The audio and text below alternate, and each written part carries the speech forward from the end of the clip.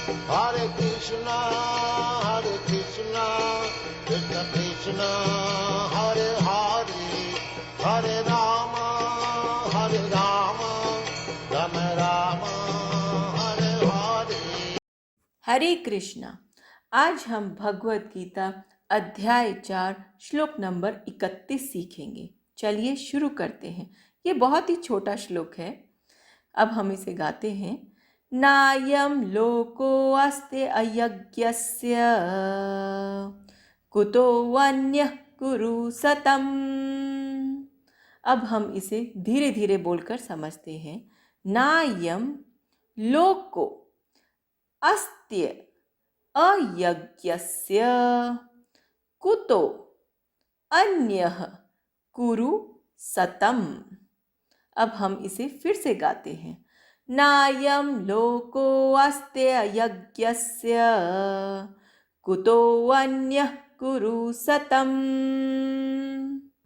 अब हम देखते हैं भगवान श्री कृष्ण इस श्लोक में हमें क्या बता रहे हैं। हे कुरुश्रेष्ठ, अब यज्ञ के बिना मनुष्य इस लोक में या इस जीवन में ही सुखपूर्वक नहीं रह सकता, तो फिर अगले जन्म में कैसे रह सकेगा। हरे कृष्णा। अब हम प्रभु जी से इस श्लोक के बारे में और अच्छे से समझते हैं। हरे कृष्णा जी।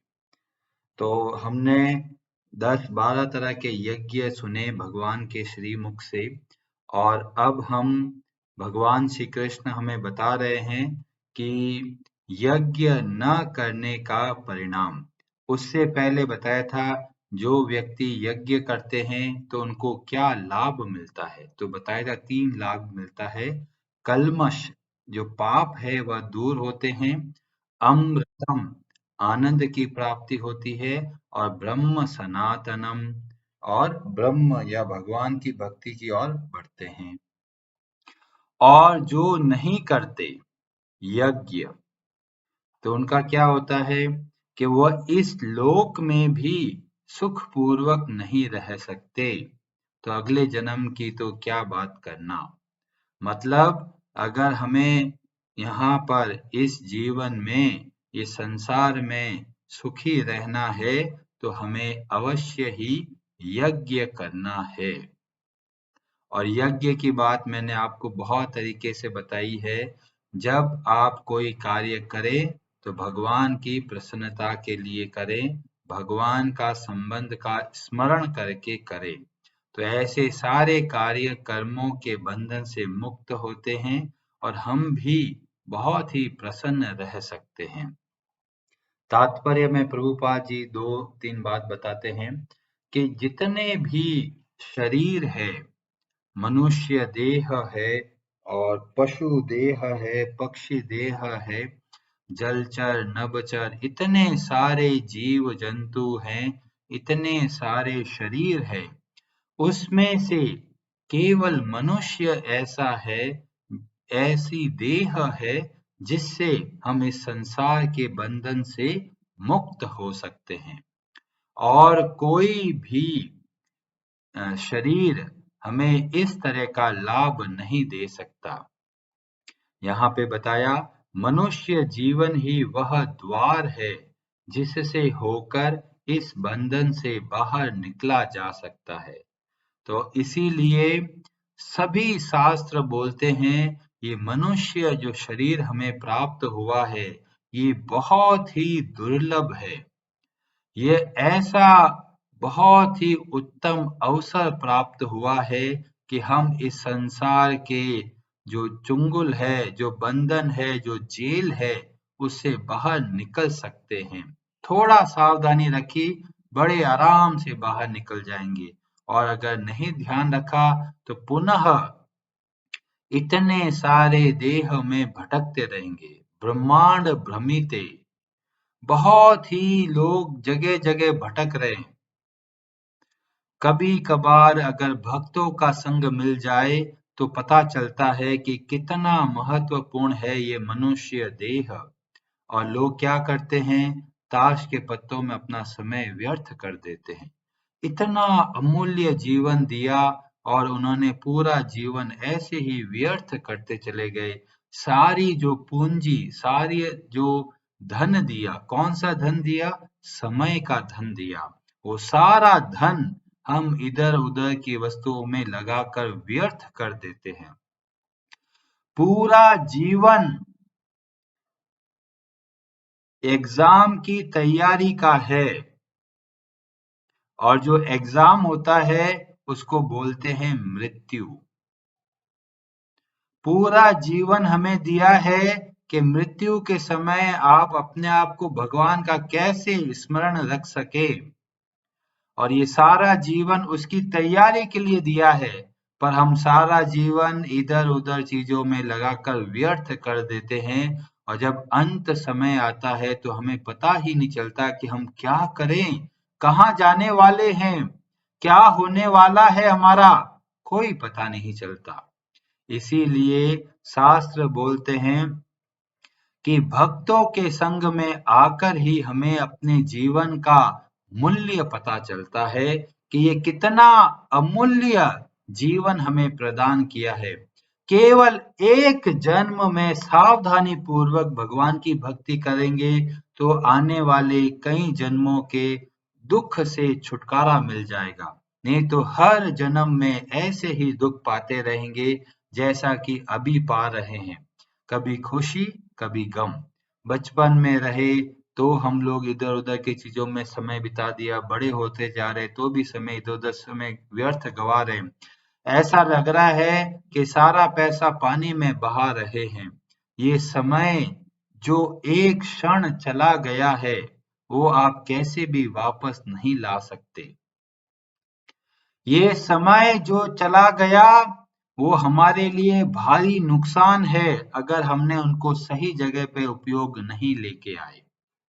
इसीलिए भगवान बोलते हैं मय्येव मन आधत्स्व मयि बुद्धि निवेशय। निवेशय का मतलब क्या होता है? आप लोगों ने सुना होगा इन्वेस्टमेंट। आप जो कोई शेयर मार्केट में पैसा लगाते हैं तो निवेश करते हैं, क्या भाई 100 रुपए डाला है, 200 रुपए का फायदा होना चाहिए। तो भगवान बोलते हैं बुद्धि को निवेश कीजिए। किस में निवेश करना है? भगवान की भक्ति में। और इस तरह से करेंगे तो क्या होगा कि हमें बहुत अच्छा रिटर्न मिलेगा। बैंक में पैसा जमा कराते हैं तो डबल मिलता है तो मजा आ जाता है, अरे फिर तो और लगाओ पैसा, डबल मिल रहा है ना हमको। ऐसे ही भगवान ने बोला बुद्धि निवेशय, मन को मुझ में लगाओ, बुद्धि को मुझ में लगाओ, और इस तरीके से जो इन्वेस्टमेंट आप कर रहे हो भगवान के प्रति वो आपको बहुत बहुत लाभ देगा। इसलिए हमें बताया जाता है कि समय का पूर्ण रूप से सदुपयोग कीजिए। कहीं समय आपको लगे मेरा समय व्यर्थ कर रहे हैं तो आप कम से कम मुंह से भगवान का नाम का जप करके जो जो आप किसी का इंतजार में समय बिता रहे हैं तो वो समय भी सदुपयोग कर सकते हैं।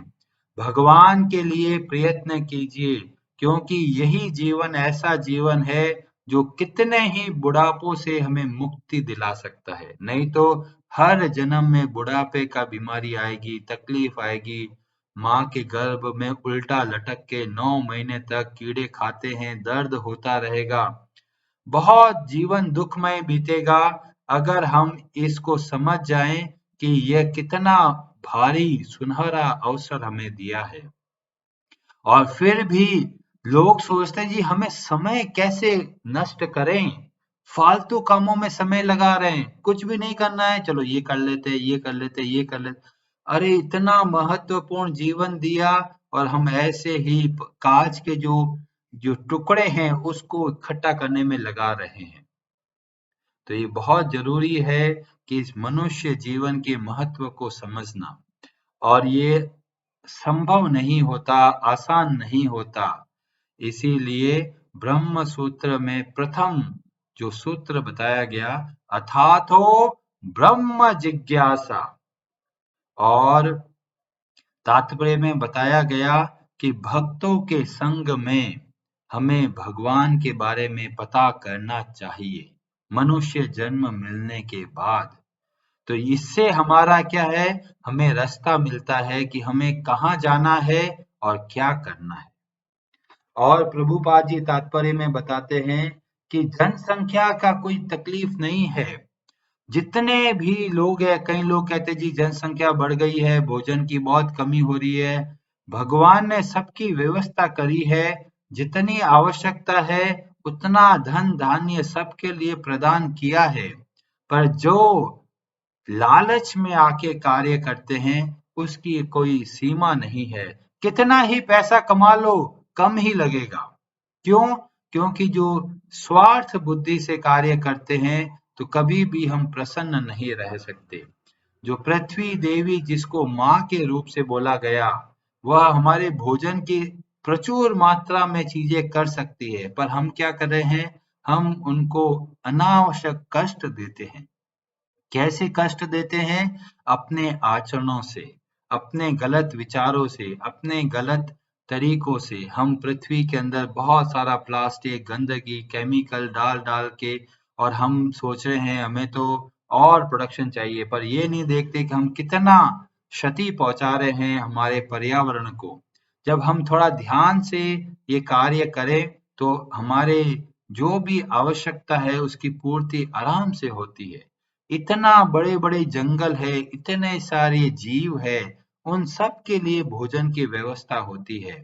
कहा जाता है चींटी को अन्न और हाथी को मण भर खाना मिलता है। बहुत सारे भोजन की व्यवस्था है, जनसंख्या की प्रॉब्लम नहीं है, बुरे लोगों की वजह से ज्यादा तकलीफ है। और इसमें क्या हमको भगवान डरा रहे हैं कि अरे यज्ञ नहीं करोगे तो बहुत दुख पाओगे? नहीं, भगवान हमें बता रहे हैं कि आप प्रयत्न कीजिए। प्रयत्न किया और असफल हो गए तो कोई प्रॉब्लम नहीं है। भगवान आगे 6 अध्याय में बोलेंगे कि जो प्रयत्न करते हैं और असफल हो जाते हैं तो भगवान कहते हैं मैं उन्हें पुनः अवसर प्रदान करता हूं। तो तकलीफ क्या है कि बिना यज्ञ करे, बिना ट्राई किए ही लोग हार मान जाते हैं, वह गलत है। तो क्या करना है? थोड़ा थोड़ा प्रयत्न कीजिए, आरंभ कीजिए कि मुझे यज्ञ करना है। यज्ञ का मतलब होम नहीं बोला, मैंने आपको बताया थे बहुत सारे यज्ञ है। जब हम अपनी इंद्रियों को नियंत्रित करते हैं तो वह यज्ञ बन जाता है। जब हम भोजन करते हैं तो ध्यान रखते हैं कि भोजन कैसा है और कितना खाना है, तो वह एक यज्ञ बन जाता है। तो सर्वप्रथम आप भोजन के संबंध का यज्ञ आरंभ कीजिए। तो उसमें क्या कर सकते हैं? जो अन्न हम लोग खाने वाले हैं उसको भगवान के लिए बनाइए, भगवान को अर्पण कीजिए, तुलसी का पत्ता रखिए और ऐसे भोजन को ग्रहण कीजिए। तो ये जो भोजन है ये भोजन यज्ञमय बन जाता है और ऐसे भोजन से हमारा मन शुद्ध होता चला जाता है। हमें कुछ हिमालय में जाने की आवश्यकता नहीं है। जो आप खाना खाते हो, जो घर के काम काज करते हो, जो ऑफिस का काम करते हो, उसको ही सारे कार्य को यज्ञमय बना सकते हैं भगवान का चिंतन करते हुए। तो जो कार्य कर रहे हो उसको करते रहिए, पर इस बात का ध्यान रखिए कि हमारी चेतना कैसी है, हम किस भाव से कार्य कर रहे हैं। और अगर वो भगवान से जोड़ कर करते हैं तो सब कार्य यज्ञमय बन जाता है।